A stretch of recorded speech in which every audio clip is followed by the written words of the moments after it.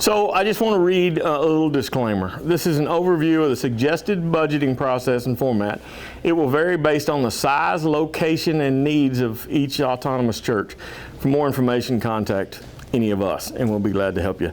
And you'll leave here with a set of phone numbers for everybody that you want phone numbers for today. Anything I can do to help ever in the future, just let me know. I'm more than happy to. What's the most important thing about a church budget? That you have one. Hey, 100%, that you have one, right? That is absolutely the most important thing about a budget. And a church budget should match your fiscal year, right? We recommend that your fiscal year at your church match the calendar year. In other words, it runs from January 1st to December 31st. So naturally, your budget should match that year that you do everything else. And all budget discussions should start with revenue. Our habit is to go turn all of our teams loose, say, build me the budget that you want for the year, let me add it together, and then we'll figure out how to get the money to do it. But that's not the way a budget should start. All budgets should start with what you expect the revenue for the church to be. If you're an existing church, it's a lot easier to forecast that than it is if you're an early church, right? If you're an early church, you just got to guess at the number of people you think you're going to have, guess at what you think that giving is going to be, and then build your budget based on that. If you're an existing church, what we do at my church is we take last year's revenue plus last year's growth, add that together, and multiply it by 20%, because that's what we've seen year over year in giving and in people at our church, and that's what we expect. We do recommend, the AFCC does, a line item budget. There's all kinds of ways to do a budget, but a line item budget just makes sense because it gives everything that you're going to do in your church a line item. And then, like we discussed, forecasting revenue. If it's a church plant, again, it's hard, but it's necessary. You just need to sit down and figure out how many people you anticipate being in the church, what you expect their giving to be, and then that'll give you your revenue number. And with that in mind, with the thought in mind that the budget needs to follow whatever your fiscal year is, right, which follows, we recommend, a calendar year. So when do we start the budget process? And I'll just tell you what works for most churches. We require individual teams to have their budgets in sometime in October. And then they've got those, then they get it to the audit team. Audit team gets the budgets put together, those individual budgets put together, put them in a format where it makes sense. And then the elders and the pastor they take the month of November usually to pray over that and think about that. And there should always, it's God's money. So prayer should be the number one thing that goes into any of our budgets. Anything we do financially in a church, we need to pray. However much you think you should pray about it, double that, right? And just pray about it some more. Because it's His money, it's His church, and we want to accomplish His mission. We want to be kingdom-minded with everything we do with His money. And then once we've prayed over that budget, thought about that budget, we consider revenue for that at that point, right? We've already considered the revenue, but we haven't shared it with the team, so they don't know what theirs is, right? So, and you get a lot better budget from a team when you don't have to discuss money with them up front, right? You need their ideas, you need what they want to do throughout the year, then they'll give you that, and then you're sitting there saying, this is the money we've got, this is what they've asked for, so then you put it into a format that makes sense for the entire church, right? And the entire church can get behind. What we do at that point, once it's put together, sometime in December, is put it in front of the leadership team, 1st of December. We allow the leadership team, we don't present it in there, we just give them copies, let them look it over. We give them a window. We suggest you give them a window to make comments or voice any concerns about the budget, changes, any of that thing. And then they approve that out of your leadership team meeting. I'm assuming everybody has leadership teams, right? And once you're done with that, then the only other step is to go in front of the church for a vote of affirmation. And we do that, we follow the same process. We allow them all access to the budget. They get to look at it over that period of time. And then we come together and it's a vote of affirmation. We either agree or we don't agree on the budget. But the beautiful thing about Cowboy Church and the way we do it is you're only meeting once a year, right, with the church, and that's to approve that. I've been to churches, Kim's been to churches, I know this because I know her husband's been to church, where we used to have meetings every month, right? We used to have business meetings every month. And there's not much more painful than that, right? You talking about the church? Yeah, the No, church. we have once a month. Do you really? A church meeting, Yeah. not leadership, but a church. Church. Wow. First Monday of the month. So Sunday, excuse me. my recommendation would be to change that just as soon as you possibly can. Yeah, it's going to be hard. It's going to be hard, right? I just don't know how you function under that. Maybe things is going to change now that we're getting a new preacher. So Yeah, that's the perfect opportunity to change it, right?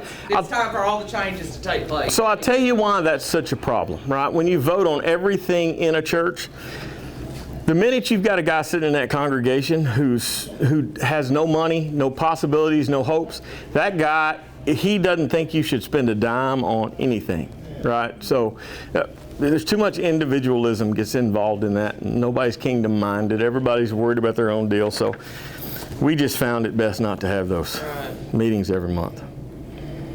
They're painful. And they expose the church What do to. y'all talk about? I mean, Just whatever has come up that somebody thinks that they need or want to do, or it's just a big group discussion and, wow. yeah. Everything we do in church ought to be designed around avoiding dissension in the church, right? So that's why we would never do that, right? And that's just so scary because there's so many places to disagree when you're meeting once a month. Team meeting as well? Or just, no, we just have a monthly meeting, and it's supposed to be, it's called a team meeting, but it's whoever wants to stay, stays, and you got your team leaders. So you don't have just a leader, you don't have just team only, leadership team meeting? How long does that last? Sometimes it's a couple hours. Oh, no. So, and I'm assuming there's somebody from your church right now that's over there in the meeting about the model, right? And all the classes about the elders, lay pastors. Really? Maybe. Because I have, there's an elder and his wife that's here with us. Let's chat afterwards, Yeah. if you don't mind. I'd like to get, well, I think we need to back up with you guys and get you in the right spot. 'Cause we're going to need a lot of guidance. I mean, I know we have elders and they've been there for a long time, but we do have a new preacher coming in. He's young. And the only concern I have about that is you have your older people, not old people, but your people that's been there. Yeah, and it's been like this and we're not going to change. And we got people like that. We got cliques.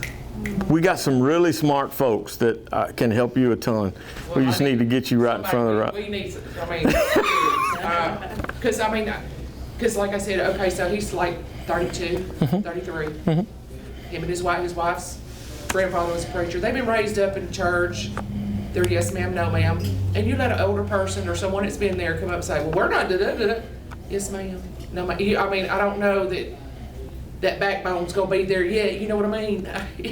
Well, Not that he's not gonna be.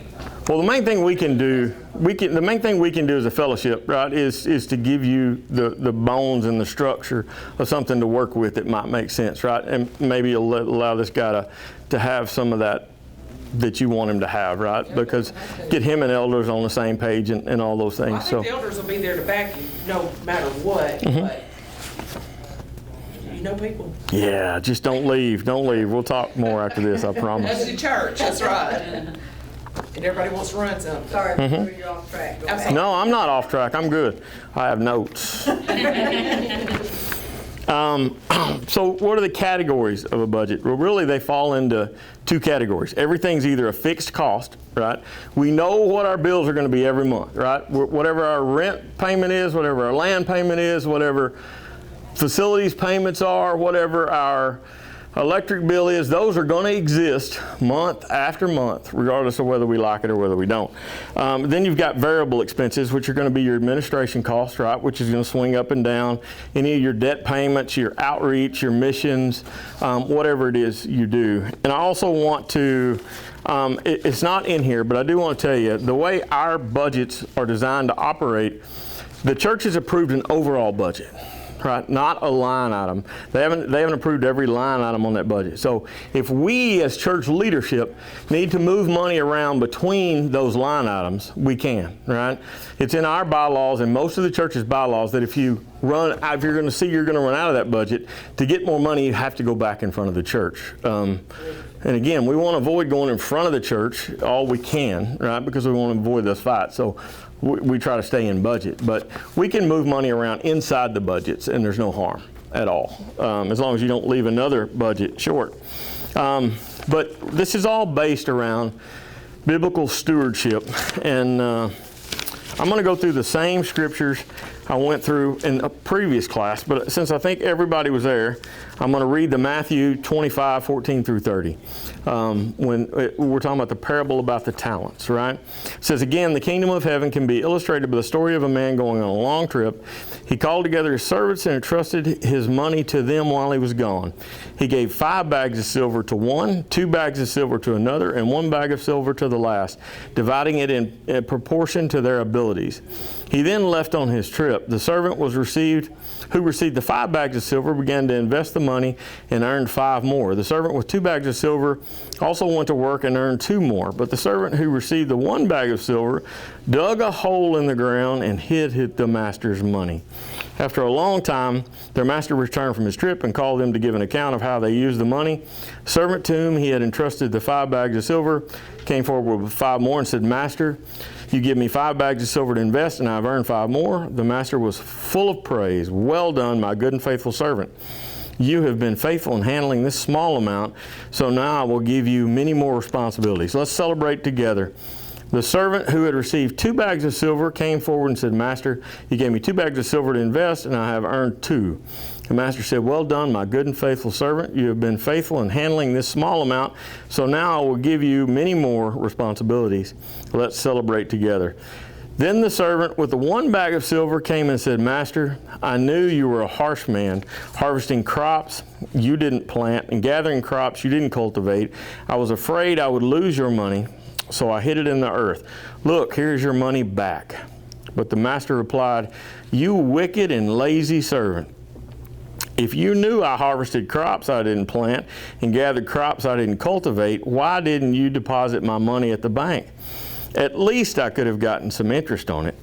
Then he ordered, take the money from this servant and give it to the one with the 10 bags of silver. To those who use well what they are given, even more will be given to them, and they will have an abundance. But from those who do nothing, even with little, they will have that little will be taken away. Now throw this useless servant out into the darkness where there will be weeping and gnashing of teeth. None of us want to be that guy, right? None of us want to be that. So, and I got to be careful. I'm a preacher, so I will go to preaching if I'm not cautious. So, but what we do with God's money is extremely important. And it all starts at that budgeting phase, right? Budgets are simple. There's not a lot to talk about, but sometimes the process can be difficult, right? So that parable taught us to manage God's money, and every bit of that starts with a budget. And I'll open it up to questions. I just really want to know if that's a packet for this. Like, can I get one? Where is it relevant? So you didn't get a packet? I wasn't there. Okay, who doesn't have one? Like looking around, I'm like, Who doesn't have one? okay. Thanks. No, it's none of y'all's business what's in here. So you'll find a presentation for. Oh, could you pass that down, please? Thank you. Wait, I was in your class. I'll get one. Y'all got one? Everybody has one now, right? Yes. All right, so you have this. You also have the one from this morning, the presentation from this morning talking about accounting procedures. And you also have one for compliance. And Ms. Kim will be teaching the compliance class here after a while because she's the smart one out of all of us. I know about that. So all of our churches have budgets. So how do y'all do y'all's budget process if you do all that meeting? The budget has not changed in I don't know how many years. the lady that is the team leader over the audit team, I don't know what she does. Nothing's changed. I guess she just makes copies on the copy machine, and they set them out in the foyer, and everybody has the opportunity to come by, pick one up, look at it, and then they have the monthly meeting, and everybody talks, I say everybody, there's certain ones that talks about this and that and this and that, and then they will stand in the foyer at a particular time, like we just voted on ours a few weeks back, and it was a piece of paper with a yes and no, and you circle yes or no, and you put it in the bucket. You know, We had all yeses and no nos. well, one of the biggest things we see in church budgets, not Cowboy church budgets specifically, but is people tend to try to, they don't think something will be received well by the congregation, so they try to hide it a little bit, maybe put it somewhere else. But I'm telling you, we're as transparent at our church, and I think most AFCC churches are, as you could ask for. And I have never had a budget questioned, ever, in the 7 years that we've been a church. So I think that a lot of that is that they have faith in the leadership. I mean, honestly, they trust the elders, they trust whoever's putting the budget together. Well, of course, our budget's gonna change now too, because they are gonna give the preacher salary a raise. And so, of course, We'll have to change it. we'll have to have that big meeting again, but that will change. you want to be on TV too? That's the goal, huh? Our big question this year in December was, in our December leadership meeting, they realized they had money left in their budget.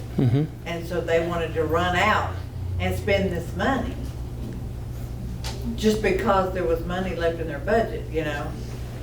And I'm like, okay, well, whatever, whatever, it's your money, do what you want to, you know? And they're, well, will it roll over to next year? You know what?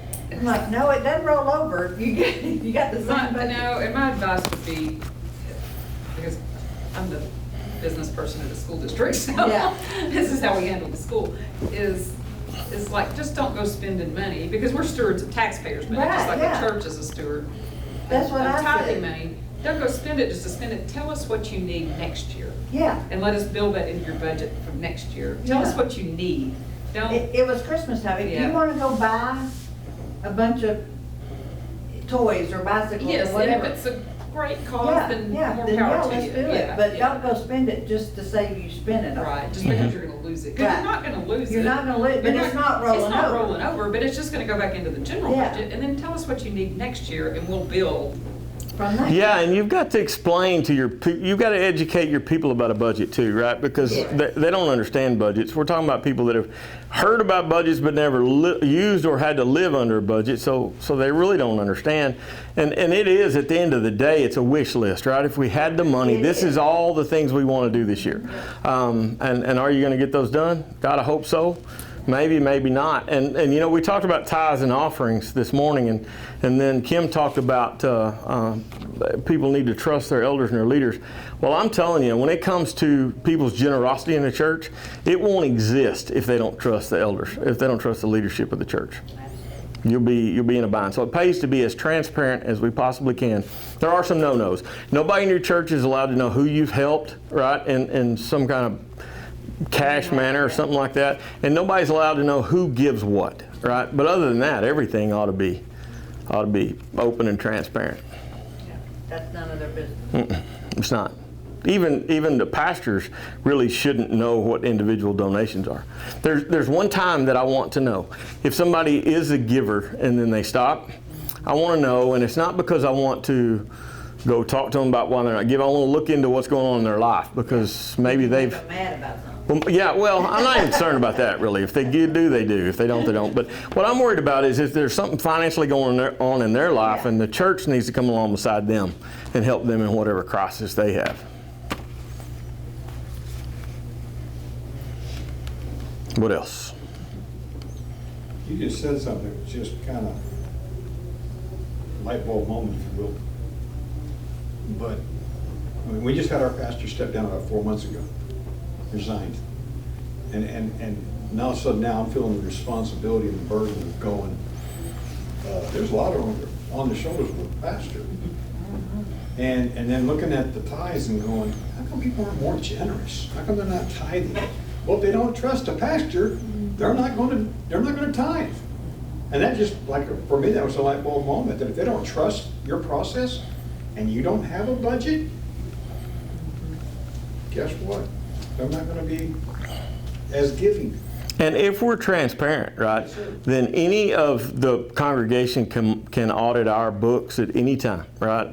They can make an appointment with our secretary, and she'll walk them through anything that we've done, right? She can see each individual check until it comes to who gives what or who we gave money to, right? Because we want to be cautious about that, because it's usually members of our churches, and people will begin to look at them differently.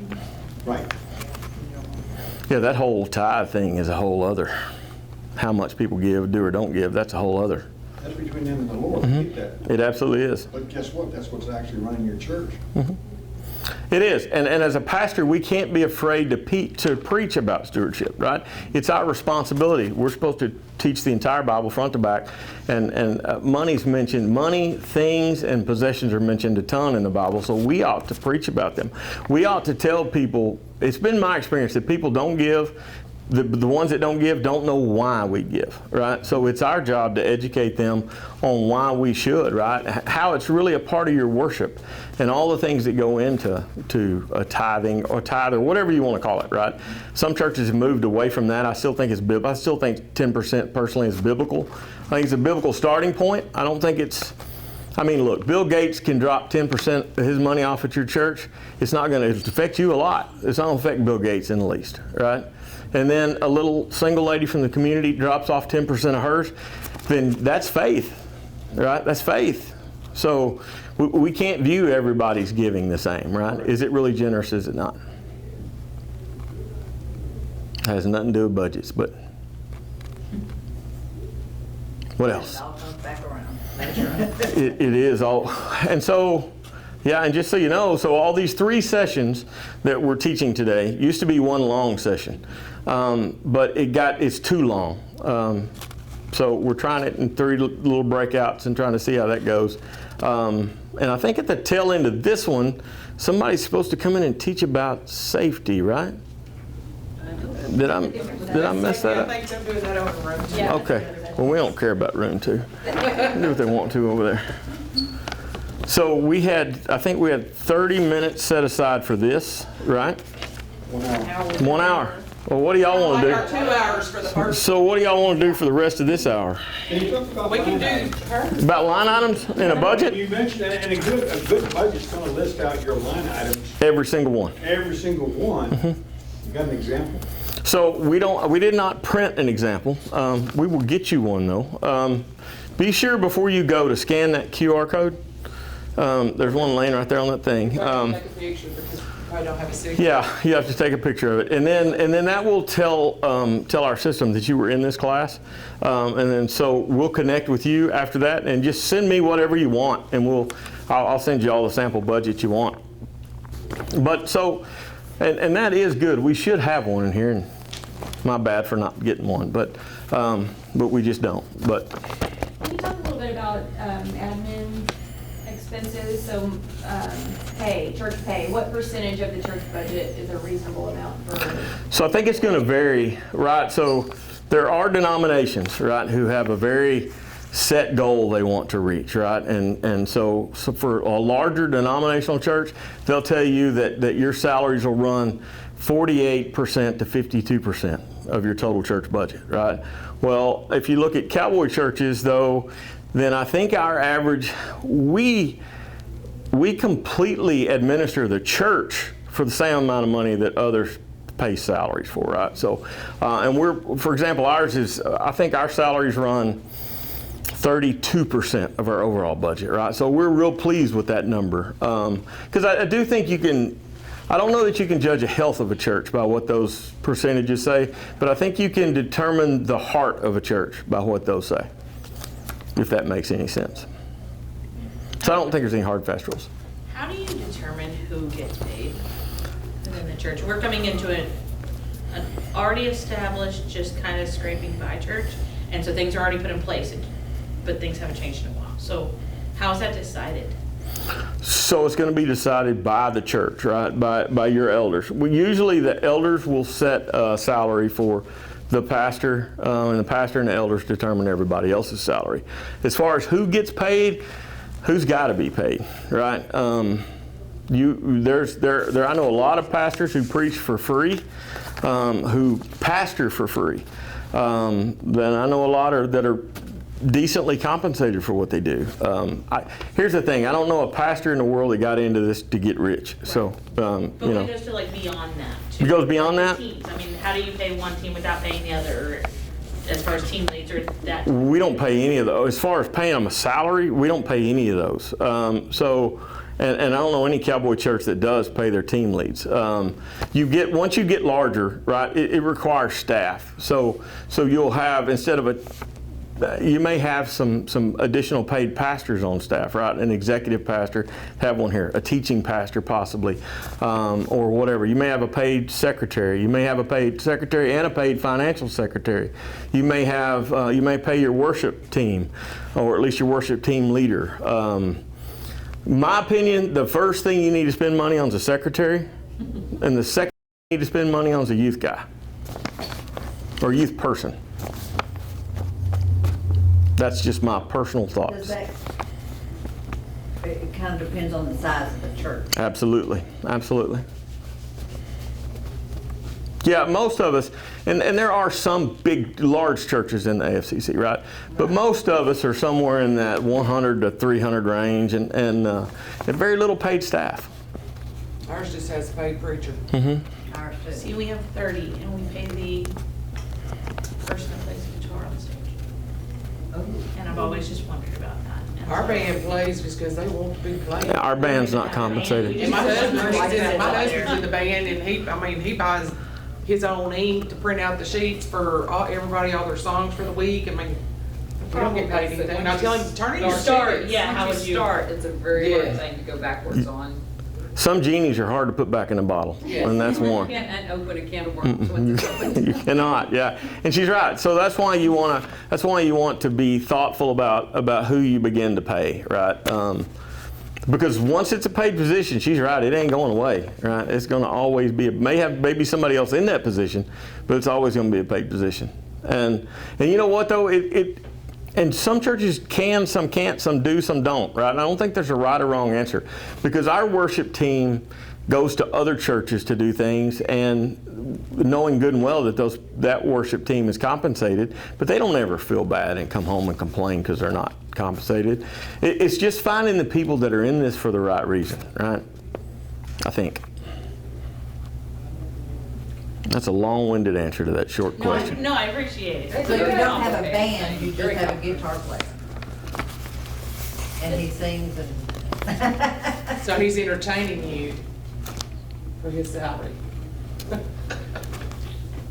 But it maybe, because I know with the band thing, and I don't know Wayne, what your experience is, but with the band thing, I do know churches that have got into paying their band just because they couldn't find somebody. Yes, that's what we do. We do Yeah. pay our well, we did, we couldn't we didn't have anybody.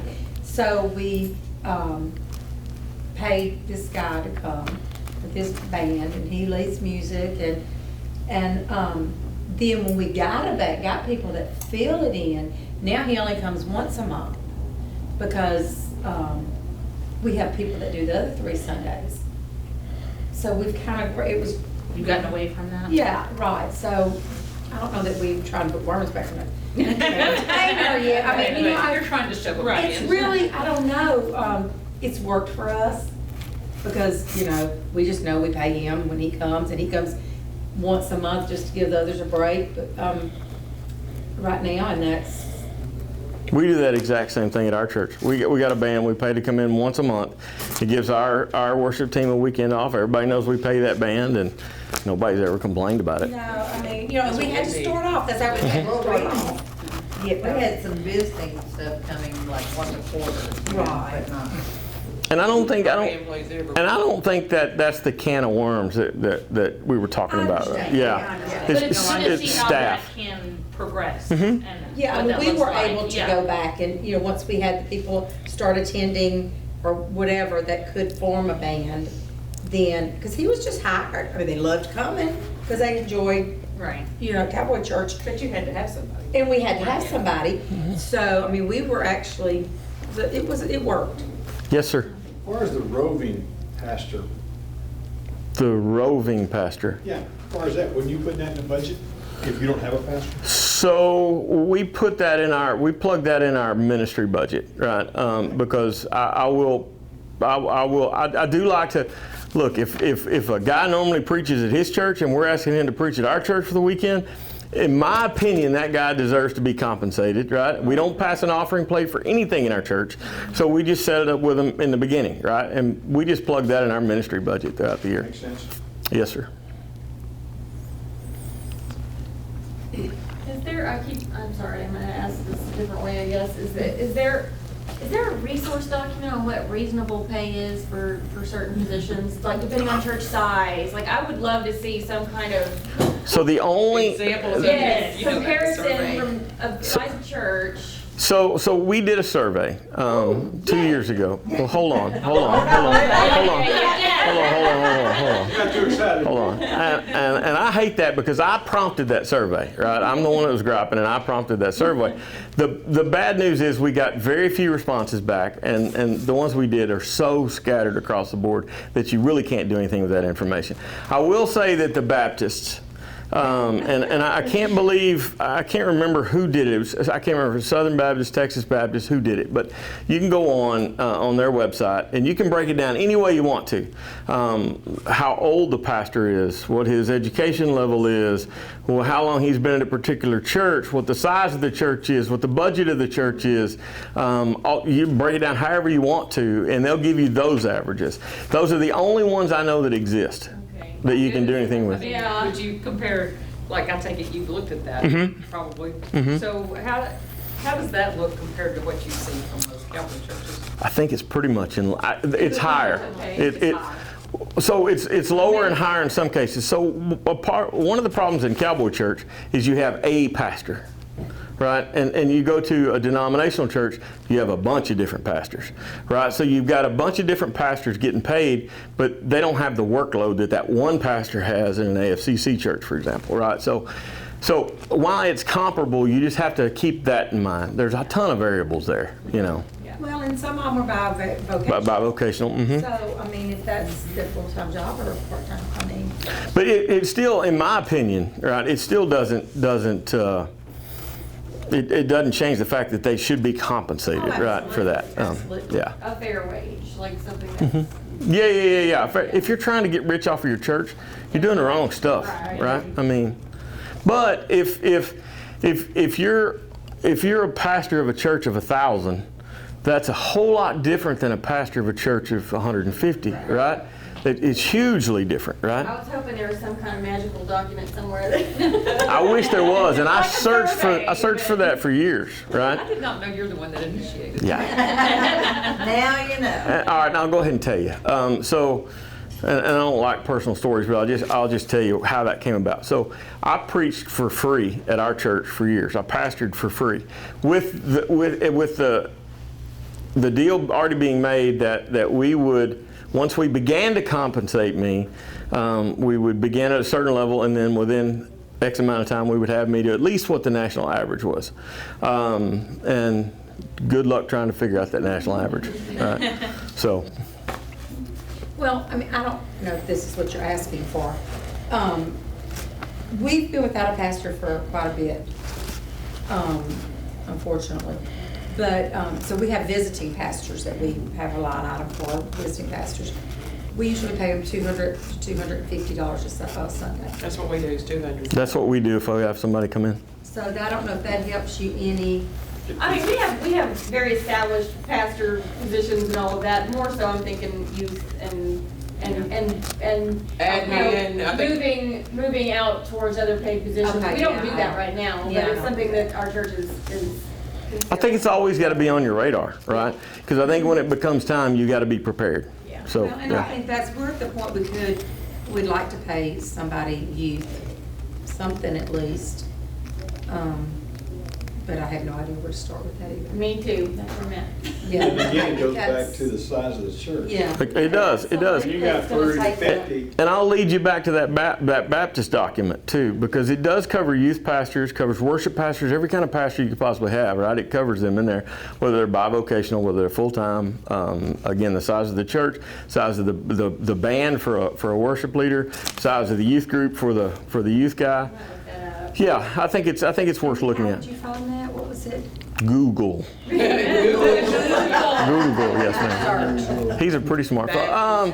No, I wasn't Baptist. I think just average church, average pastor salary. Maybe I don't remember exactly how. Like average Yeah, pastor salary. yeah. But if you'll message me on that thing, I'll be sure to get that to you. It's not like I'm trying to keep the information secret. But if you start paying someone or paying a position, You're pretty stuck. You're Yeah. gonna pay from then on. but then that person's, then you fire that person if they're not doing a good job, or you just let them go, or? Well, that's the problem with Yeah. church Like the people, right? expectations. That's the problem with church people. But it's the same with a volunteer, right? Yeah. That you put, because you know that if you have a problem. So we should have learned this morning that we need to take youth extremely seriously, right? So if our youth leader isn't doing a good job, whether they're paid or whether they're a volunteer, then we need to remove them from that position. Since they're a member of the church, it's always painful, right? Because you never know how that's going to work out. So, and I don't think that changes whether they're paid or volunteers, right? You couldn't do that like you do team leaders, like on a 2-year Roll 'em cycle, off. on a roll-off. I don't think so. Different cycle. I don't think so, because I think, and I'm way out of my lane here, and that's one of the things we've been talking about, staying in lanes this year, and I'm way outside of whatever that is, but I think you need somebody that's the same person constantly connected to those kids, right? Because it's so relational to those kiddos that I don't think the rolling over works. Yeah, you just start building relationships at 2 years. I mean, I have another question off topic completely. Do you budget church grounds? Y'all don't like topics, do you? we budget weren't what? told to stay in our lane. Do you? Oh, it's only for me. I get it. Church grounds, so Mm-hmm. do you budget for that, or do you, so I think we've had a lot of folks just volunteering to do that, and there's been some discussion about, paying. So we do, yeah. We have a facilities budget, and in that includes everything in the building and everything outside the building, right? We include the grounds in that. But yeah, you still got, so if somebody volunteers to come, right? I still don't want them wasting their time, their equipment, right? So they got some weed eater trimmer line they're going to have to buy. We could buy that for them, right? And that'd go a long way. We can buy gas for their lawnmowers, right? That'd go a long ways. So yeah, we do budget for that sort of stuff. Don't you think, Wayne, that so many of the line item things that, I mean, the elders probably prioritize, Yes. could anyway, Yes. prioritize what we're going to budget, Right. you know. Yeah, so all I really care about is I don't care about the individual line item so much as a pastor, right? I care about the bigger, broader categories, right? That's what matters to me. But to the elders, it'll be the line items that matter, right? And it'll be their job to track those. And whose job is that? Is it really, it's the elders? It's the elders and the pastor, with the pastor being considered the lead elder.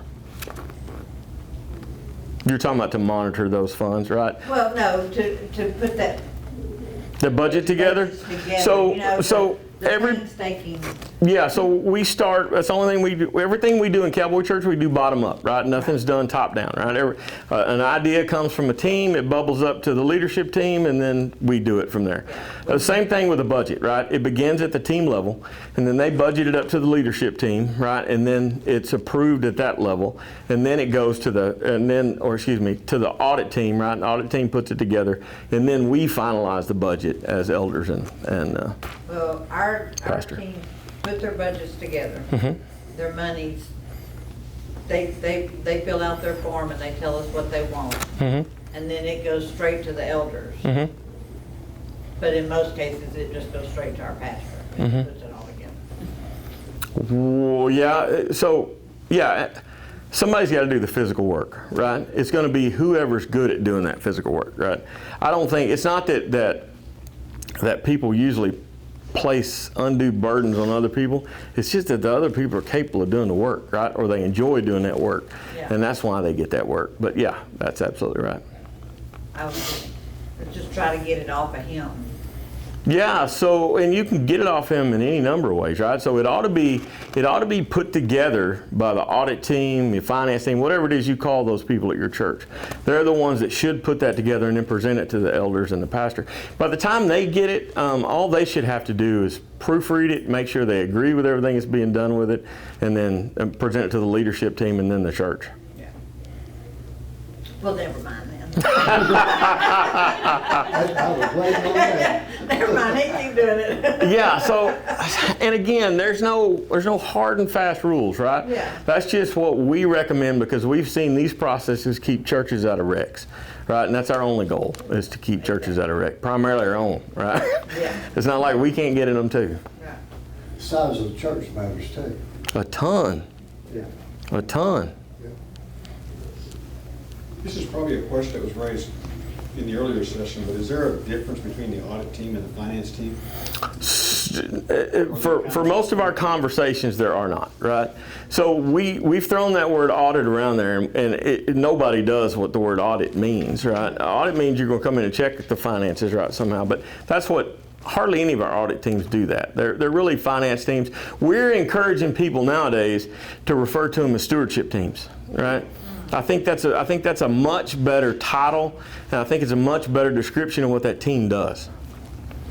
Because I'm the secretary,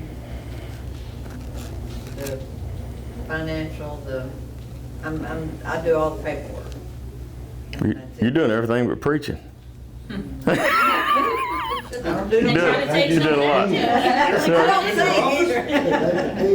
either. Yeah, I got you. Yes, ma'am. If those are used the same, do y'all not have an audit for the finance team? An audit for People come in and the. actually do audits? So we have done at our church. We do an outside audit every 5 years, right? I don't think that the AFCC has a recommendation about timing it that I've heard of. No, It's good practice. it is. It is. It's great practice. But, I mean, I've been an auditor too.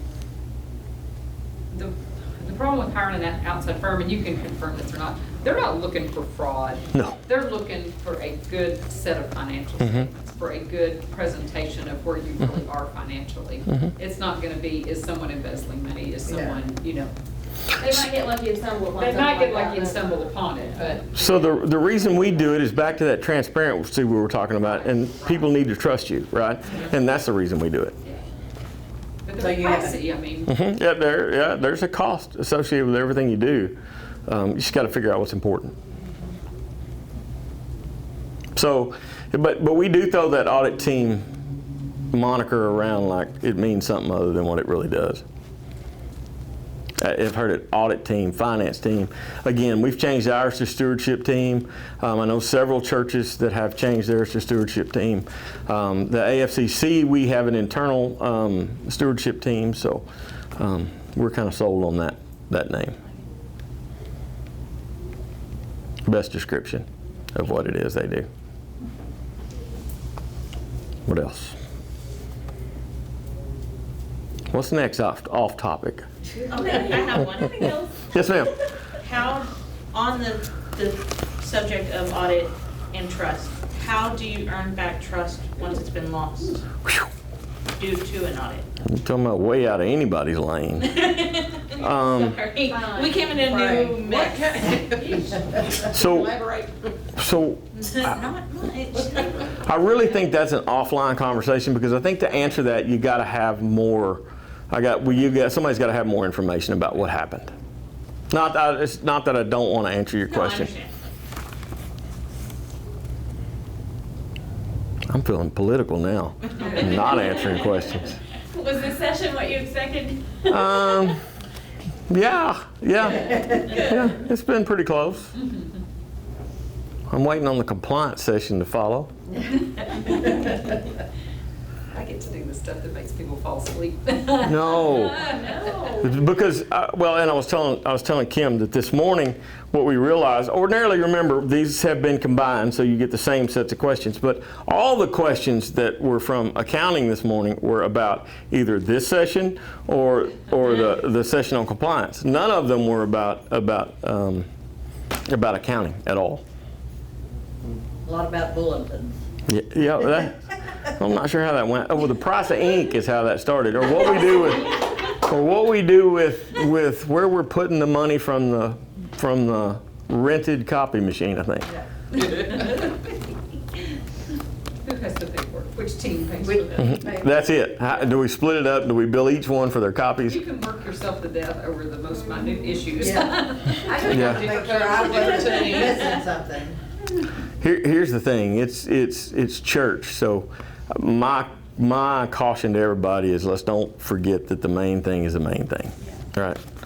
Amen. Just love the Lord, tell people about the Lord, and be a good steward of His resources. That's it.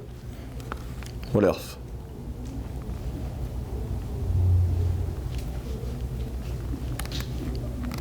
I don't mind awkward silence. If it bothers y'all, I don't know what to tell you. We'll call it a day then if nobody else has anything. Y'all care if I pray for us?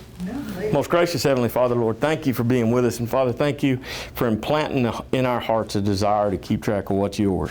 Father, we understand that you own everything. Father, that you've only given it to us to steward for a brief time. And Father, we ask you that we may do the best job we can and that everything we do glorifies you. Father, I ask you to be with all these people here today.